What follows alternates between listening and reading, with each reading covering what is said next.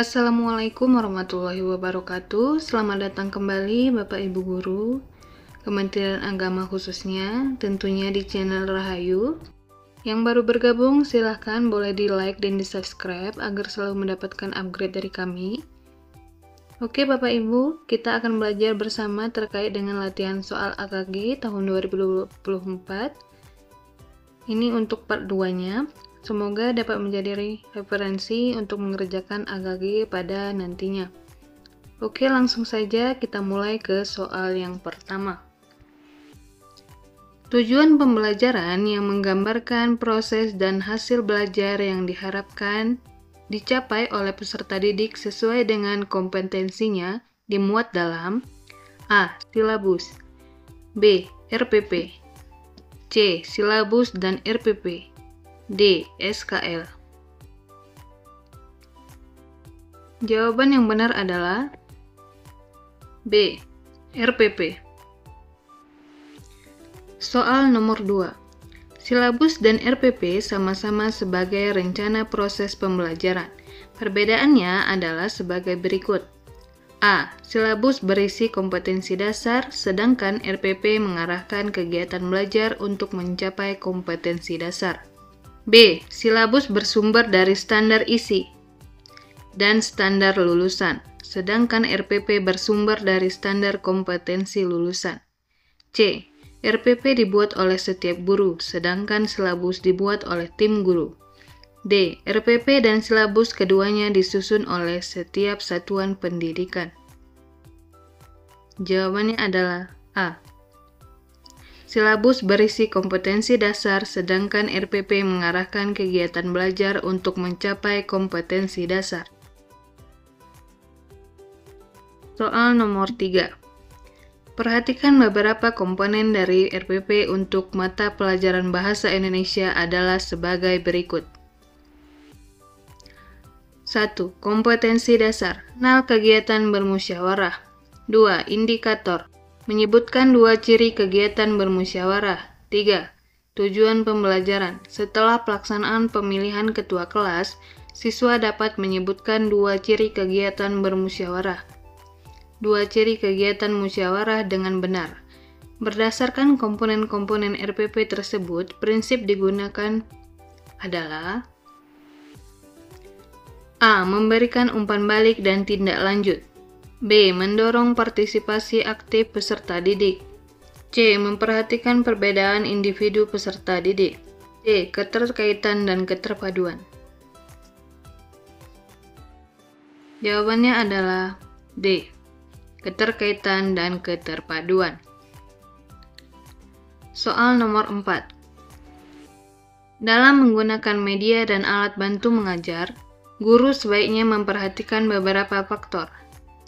Di bawah ini kecuali 1, yakni A. Metode mengajar yang digunakan guru.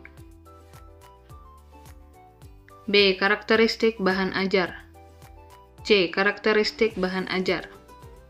D. Buku sumber yang digunakan dalam pembelajaran. Jawaban yang benar adalah B. Karakteristik bahan ajar. Ini sama ya. Lanjut, soal nomor 5. Menurut Piaget, periode perkembangan operasi konkret pada siswa usia peserta didik antara 7-12 tahun. Dengan demikian, proses pembelajaran di kelas harus lebih menekankan A. Menggunakan media, alat peraga termasuk sumber belajar. B. Pemberian tugas yang berstruktur. C. Penggunaan metode bervariasi. D. Menekankan berpikir kritis dan memecahkan masalah. Jawabannya adalah A. Penggunaan media alat peraga termasuk sumber belajar. Soal nomor 6. Benjamin S. Bloom mengembangkan ranah kognitif dengan urutan berikut. A. Ingatan, pemahaman, analisis, aplikasi, sintesis, dan evaluasi. B. Ingatan, pemahaman, aplikasi, analisis, sintesis, dan evaluasi. C. Ingatan, pemahaman, sintesis, aplikasi, analisis, dan evaluasi. D. Ingatan, pemahaman, analisis, aplikasi, evaluasi, dan sintesis. Jawaban yang benar adalah B. Ingatan, pemahaman, aplikasi, analisis, sintesis, dan evaluasi. Soal nomor 7. Metode pembelajaran yang mempunyai keunggulan antara lain berpikir dan bertindak kreatif, memecahkan masalah yang dihadapi secara realistis, merangsang perkembangan kemajuan berpikir siswa untuk menyelesaikan masalah yang dihadapi dengan tepat adalah A. Role playing, B. Inquiry, C. Problem solving, D. Picture and picture. Jawaban yang benar adalah C. Problem solving.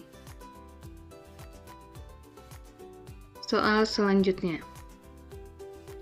Kemampuan yang paling penting dimiliki guru tentang media dan alat bantu pembelajaran adalah A. Memilih bahan untuk membuat media atau alat bantu, B. Membuat media dan alat bantu sederhana, C. Menggunakan media dan alat bantu, D. Merawat media dan alat bantu.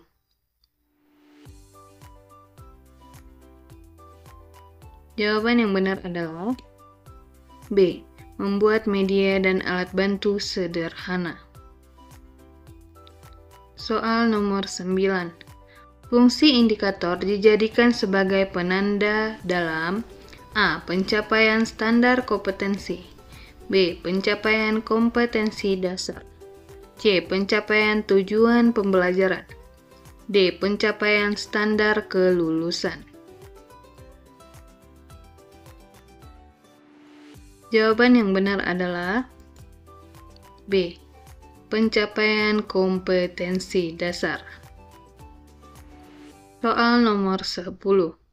Apa yang paling tepat dilakukan guru jika seorang peserta didik tidak memberikan jawaban atas pertanyaan yang diajukan? A. Menunjuk peserta didik lain untuk menjawab pertanyaan tersebut. B. Memberikan kritik agar peserta didik berusaha menjawab walaupun salah. C. Menyederhanakan isi pertanyaan agar mudah dipahami peserta didik. D. Menjawab sendiri pertanyaan tersebut. Jawaban yang benar adalah A. Menunjuk peserta didik lain untuk menjawab pertanyaan tersebut. Ya, kenapa? Karena peserta didik lain mungkin mengetahui jawaban yang benar. Jika memberikan kritik, ini kurang tepat. Karena dikritik dulu siswa kita baru kita jawab. Ini kurang tepat ya. Yang C. Menyederhanakan isi pertanyaan agar mudah dipahami. Mungkin ada anak-anak lain yang sudah paham dengan pertanyaan kita, bisa menjawab. Kemudian yang D. Menjawab sendiri. Tunggu dulu, kalau misalnya anak-anak yang lain, peserta didik yang lain, sudah tidak memiliki jawaban, baru kita bisa menjawab sendiri. Jadi yang jawaban paling tepat adalah A. Menunjuk peserta didik lain untuk menjawab pertanyaan tersebut. Demikian Bapak Ibu, kita sudah sampai di soal terakhir. Dan ini saja latihan soal AKG kali ini. Semoga ada manfaatnya, kurang lebihnya mohon maaf. Billahi taufiq wal hidayah. Wassalamualaikum warahmatullahi wabarakatuh.